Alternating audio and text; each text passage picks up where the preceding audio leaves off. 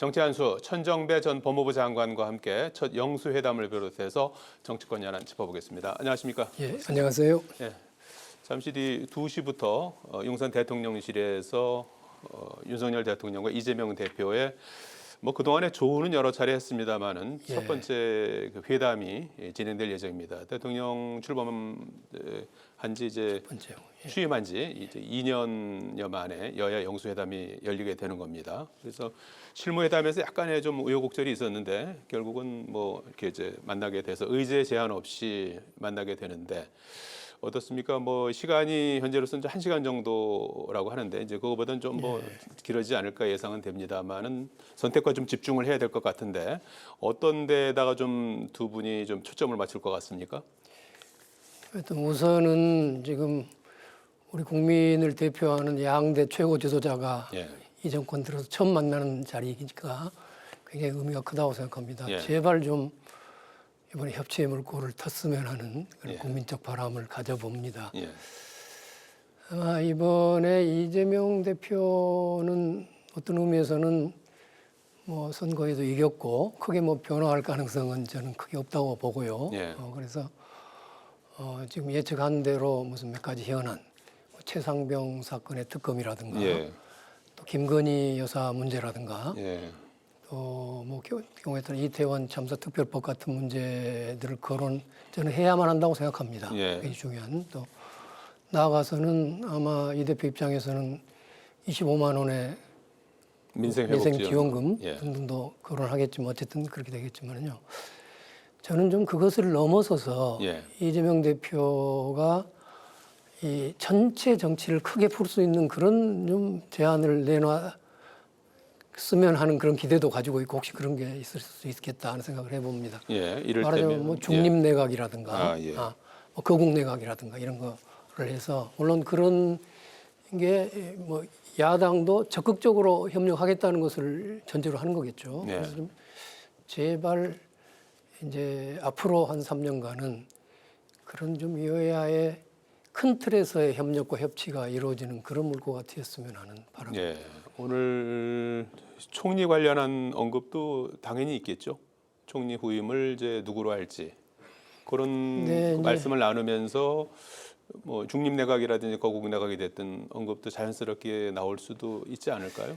모르겠습니다. 물론 총리의 요건이라든가 이런 데서 이야기해 볼 수 있겠지만 아마 특정 인물을 들어서 거론하기는 또 그 성격상 쉽지 않을 것 같은 생각이 듭니다.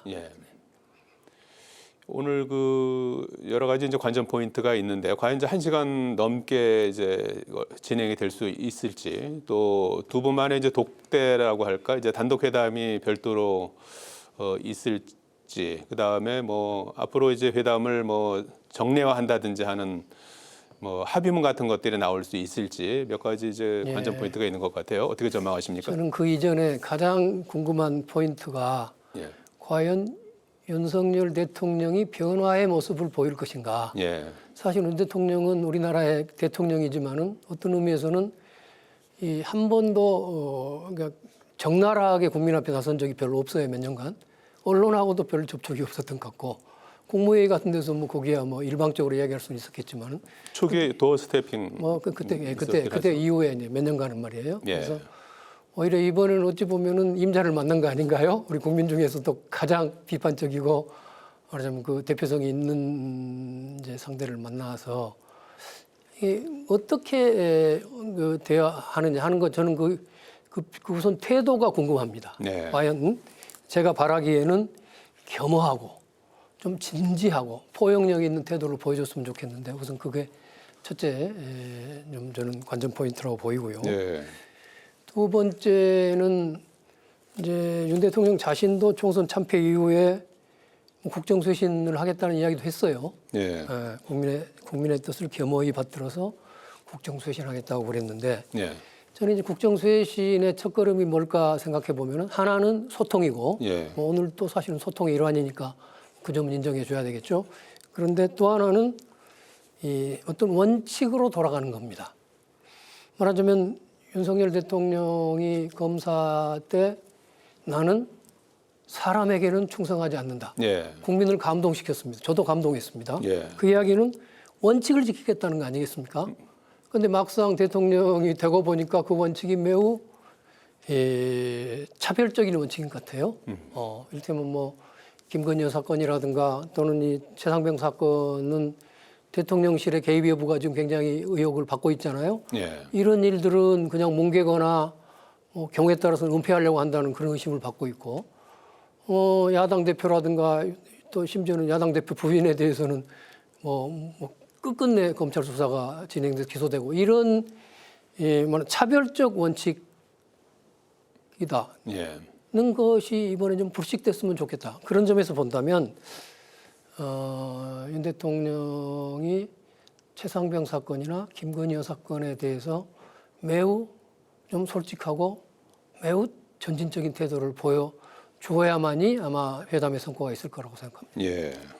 대통령의 변화가 있을지 그리고 원칙과 상식의 어떤 그 본래의 어떤 그 기본으로 돌아가는 원칙으로 돌아가는 모습을 볼 수 있을지 이 부분이 이제 관전 포인트로 짚어주셨습니다.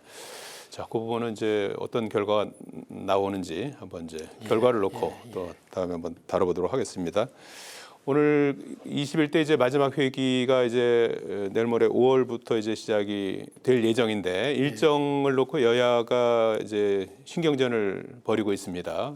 민주당 입장에서는 21대 마지막 임시국회 아니겠습니까? 5월 29일까지 21대 국회가 열리게 되는데 거기에서 최상병 특검법이라든지 이태원 특별법을 처리하겠다는 입장이에요. 그리고 국민의힘은 반대하는 입장이고 쟁점 법안을 21대 마지막 국회에서 처리하는 게 맞느냐 아마 이제 이런 논리 같아요. 그래서 그 부분을 가지고 오늘 오전에 의장 주재로 이제 만나려다가 이제 불발됐고 아마 지금 이제 오찬 형식으로 해서 회동을 하고 있거나 이제 했을 것으로 이렇게 보이는데 말이죠. 이 문제는 어떻게 좀 매듭을 지어야 된다고 보시는지요?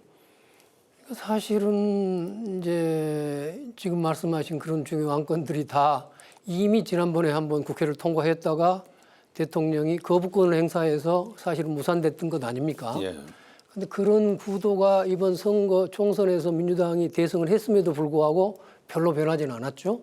말하자면 대통령의 거부권을 무력화시키려면 200석 이상이 필요한데 어쨌든 윤 대통령 입장에서는 108석에 그걸 저지할 수 있는 여당을 가지고 있으니까 그런 점에서 지금 이대로 간다면 지난번하고 똑같은 도돌이표 형식의 민주당은 통과시키고 대통령은 거부하는 그런 사태가 빚어지지 않을까 걱정됩니다. 근데 여기서 그렇다고 해서 그래서 오늘의 영수회담, 영수회담이라는 말이 옛날 말이라고 한데 두 대통령과 이 대표의 회담이 중요한데요. 여기서 뭔가 물꼬를 터서 최소한 최종적인 해답은 아니더라도 국회 안에서 좀 여야 간에 타협할 건 타협하고 예컨대 다른 것도 다른 것이지만은 그 이태원 참사 특별법을 보면은요 특별법 자체에 대해서는 여당도 반대하는 것 같지 않더라고요. 그 안에 있는 위원회 구성이라든가 특조위 구성, 특검 여부 등등에 관해서는 저는 여야가 정말 좀 조금만 그 포용력 있는 자세를 가진다면 충분히 합의할 수 있는 거죠. 그래서 이런 것들이 오히려 잠시 후 회담을 통해서 실마리가 풀릴 수 있을 것이지 그런 변화가 없이 국회에서 아무리 논의해봤자 지난번하고 똑같은 결과가 나리라고 봅니다. 지금 22대 국회가 5월 30일부터 시작이 되는데 그 원 구성을 해야 되지 않습니까? 17개 상임위원장을 어느 당이 할 것인지 또 국회의장은 이제 민주당이 다수 의석을 해서 이제 표결을 하더라도 민주당이 할 수밖에 없는 구조이기 때문에 민주당이 가져가게 될 것으로 보이는데요. 그래서 일각에서는 이제 민주당이 압승의 여세를 몰아서 법사위하고 운영위까지 상임위를 가져가야 된다. 민주당에서 그런 주장을 하고 심지어는 17개 상임위 위원장 전부를 이제 독식해야 된다. 이런 주장도 나오고 있는 그런 상황이거든요. 그래서 당연히 이제 국민의힘은 반대하는 그런 상황이거든요. 그래서 이 부분은 어떻게 절충점을 찾을 수 있을까요? 그러니까 총선이 끝나면 늘 있는 이슈죠. 그런데 그렇기 때문에 또 국회가 그 법정 기한 내에 개원을 보통 못 합니다. 그게 아마 제대로 법대로 한다면 6월 5일 날 아마 개원을 해야 될 텐데 예. 임기 개시 후에 일주일인데 그 동안에 되게 합의를 못해서 뭐 수개월 뭐 늦추고 저도 원내대표를 할 때 뭐 그랬습니다만 예. 그래서 그건 쉽지 않은 이제 상황인데요. 뭐 결국은 아무리 국회의장을 확보하고 있고 다수당인 야당 입장에서 저걸 단독 처리하기는 기술적으로도 여러 가지의 장애물이 있습니다. 그래서 결국은 그 여야 간에 이 문제에 관해서 다수파 마음대로 못하고 협상할 수밖에 없는 이제 구조를 가지고 있어요. 예. 그러면 이제 이건 있겠죠. 서로 시간의 싸움인데 예. 과거에는 보통 여당이 다수당이니까 시간이 국회가 마비돼 가지고 막 한 달, 두 달 끌리면 굉장히 초조한데 지금은 야당이 다수파기 때문에 까짓것 한 6개월 끌어도 상관없다고 생각할지도 모르겠어요. 그래서 이번에는 더더욱 협상이 어려울 걸로 보입니다. 저도 걱정인데요. 예. 그래서 오늘 그 협치의 물꼬가 튀어져야 자연적으로 그런 게 여야 정당 그 어느 간에도 때보다도 원구성 협상이 예, 난항을 겪을 것이다. 예. 그러면 뭐 좀 조언을 좀 준다면 어떤 정신을 갖고 좀 접점을 찾을 수 있을까요? 제가 강경한가 모르겠습니다만은 예. 차라리 뭐 몰라도 여야 간에 미국에서처럼 예. 거기는 뭐 다수당이 전체 상임위원장을 그냥 독식하지 않습니까? 예. 동일한 조건입니다. 그러니까 예. 지금 하자고 그러면 어쩔지 모르겠는데 먼저 좀 합의를 해서 이번에야 몰라도 이 다음 국회 때부터는 그냥 다수당이 전체 독식하자. 차라리 이렇게 뭐 이렇게 21대 전반부에서도 사실은 독식하지 않았습니까? 그때도 상임위원장을. 일시 그랬겠죠. 예, 일시. 그때 일시 그랬었고요. 예. 참 오히려 그렇게 하는 것이 좋지 않겠느냐는 생각도 해보고 그럽니다. 예. 그다음에 이제 또 하나는 국회 안에 이제 과거에 제도가 많이 바뀌어서 예. 예를 들어서 법사위원장을 여당이 갖고 뭐 야당의 입법을 저지한다 하더라도 몇 가지 그걸 우회할 수 있는 이 길들이 다 마련돼 있죠.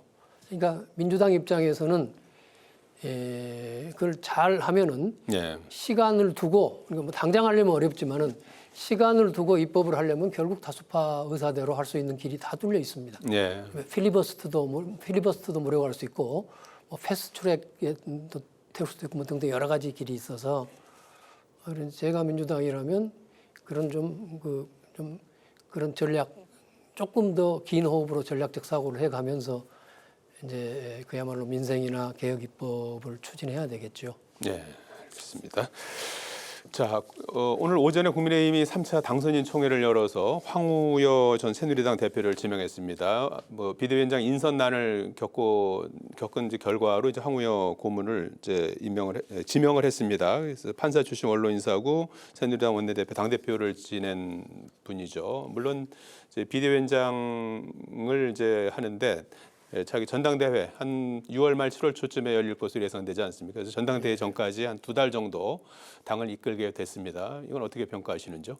사실은 그 2달이 굉장히 중요한 기간이죠. 제대로 일을 한다면. 예. 그 황우여 위원장 이분은 인품이 매우 훌륭하고 예. 또 합리적이고 포용력이 있는 분입니다. 저희도 같이 일해보면 잘 아는데요. 그렇다고 해서 이분이 비대위원장이라고 그래서 그 여권의 권력의 지형이나 생리상 뭐 윤 대통령의 뜻에 맞서 가지고 뭘 해낼 수는 저는 없으리라고 봅니다. 그래서 역시 뭐 결국은 대통령의 변화 네. 내지는 대통령의 의사가 중요한 것 같고요. 여기다 덧붙인다고 그러면 오히려 지금 여당 국회의원 숫자가 이번에 108명 아닙니까? 예. 108명에서 그중에서 지금 간신히 개헌선을 지금 넘어선 거 아닙니까? 개헌 저지선을. 개헌 저지선, 탄핵 소추 저지선, 또 하나는 이 대통령 거부권을 지켜낼 수 있는 선을 다 아슬아슬하게 8석 차이로 지키고 있는데 예를 들어서 국힘 내부에서 의원이 8명 이상 모여가지고 무슨 진짜 변화와 쇄신을 요구하고 나선다면 저는 오히려 그것이 굉장히 큰 힘을 가지리라고 생각합니다. 그래서 어떤 의미에서는 뭐 제가 정파적 입장이 아니라 뭐 여당도 잘 되고 야당도 잘 돼야 되겠는데 지금 국힘에서 그런 좀 8명의 좀 용감한 사람들이 좀 나와줬으면 하는 그런 바람도 가져봅니다. 네. 국민의힘 내부의 이제 어떤 그런 그 목소리, 소수의 목소리 이런 부분들이 결국은 앞으로 전국에 어떤 변화를 가져올 수도 있다. 그렇습니다. 예. 가능성도 있다고 보십니까? 그럴 가능성도? 전 잘은 모르겠습니다만은 예. 어쨌든 8명만 모이면 충분히 해낼 수 있다고 생각합니다. 예. 알겠습니다. 자, 이번 주에 여야 모두 새로 원내 사령탑을 뽑습니다. 민주당은 박찬대 전 최고위원이 사실상 단독 입후보해서 5월 3일에 뭐 찬반 투표 정도로 해서 이제 원내대표 선출이 거의 기정사실로 돼 있고요. 국민의힘은 이철규 의원이 거론되면서 급속도로 이제 그쪽으로 힘을 받는 그런 모습입니다. 나오려고 했던 분들이 이제 불출마 선언하거나 아예 이제 뜻을 접는 그런 상황인데 말이죠. 그래서 조국 혁신당은 황운하 의원을 이제 원내대표로 일찌감치 선출했고요. 이렇게 좀 개파석에 짙은 분들로 원내 사령탑이 이렇게 포진하는 양상 어떻게 평가하시고 어떻게 될 것 같습니까? 말하자면 좀 농담성으로 이야기한다면 네. 마치 윤석열 대통령, 이재명 대표의 아바타 같은 분들로 보이죠. 예. 그래서 뭐 이 국면이 계속된다면 아마 지난 국회보다 더 여야 간의 대립, 극한 대결이 심화될 것으로 보입니다. 네. 예, 뭐 중립적으로 보면은 아주 걱정이 되는 거죠. 예. 그래서 그런 점에서도 정말 오늘의 그 회담이 잠시 후 회담이 그런 문제, 그런 걱정을 불식할 수 있는 그런 협치의 길을 꼭 열어줬으면 하는 그런 바람입니다. 예, 국회 상황도 오늘 영수회담 결과에 따라서 또 달라질 수도 있다. 그럴 것 같습니다. 예. 자, 지난주에 이재명 대표하고 조국 대표가 깜짝 회동을 갖지 않았습니까? 그래서 거기서 조국 대표 말에 따르면 뭐 윤 대통령의 거부권 행사로 넘어온 법안을 다시 이제 발의하자 이런 부분에 대해서는 이제 큰 틀의 어떤 그 공감대를 이뤘다고 해요. 그런데 이제 여전히 지난번에 조국 혁신당이 그 연석 회의를 제안했는데 민주당이 이제 거절을 했고요. 그리고 또 조국 혁신당이 1호 법안으로 추진하고 있는 한동훈 특검법 이런 것에 대해서도 이렇게 좀 유보적인 그런 입장인 것 같습니다. 향후 조국 혁신당과 민주당의 어떤 관계는 어때야 된다고 보십니까? 크게 보면 그 두 당이 한 지붕 뭐 두 가족 아닙니까? 범민주당 세력의 뭐 협력 관계라고 뭐 표현을 그렇게 하고 있습니다. 큰 틀에 같은 세력 뭐 여러 가지 거의 뭐 동일한 세력이고 예. 단지 굳이 본다면 조국당이 뭐 그 범민주당 세력 내에 좀 더 강경한 세력인 것으로 보입니다. 예. 그래서 뭐 예컨대 그동안 민주당 내 뭐 철험회라든가 뭐 이런 세력 비슷한 역할을 조국당에서 하리라고 보입니다. 예. 그러나 전체적인 국회 지형을 보면은 민주당이 단독 과반수를 가지고 있는 거란 말이에요. 예. 그래서 민주당 입장에서는 조국당의 협력이 그렇게 절실한 상태는 아닙니다. 더구나 조국당이 원내 교섭단체를 못 만들고 있기 때문에 예. 무슨 그 협상 테이블에 끼는 것도 아니란 말이에요. 예. 그래서 그 전체 여야 간의 지형에서 아마 조국당이 큰 존재감을 보이거나 또는 실질적인 성과를 크게 거두기는 어렵지 않나 저는 생각합니다. 예. 다만 이제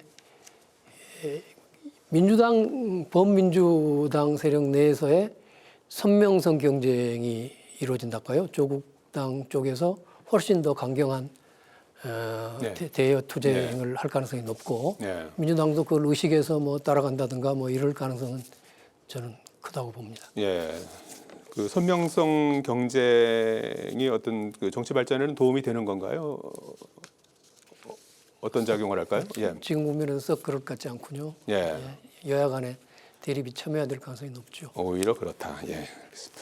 오늘 말씀 여기까지 듣겠습니다. 고맙습니다. 예, 감사합니다.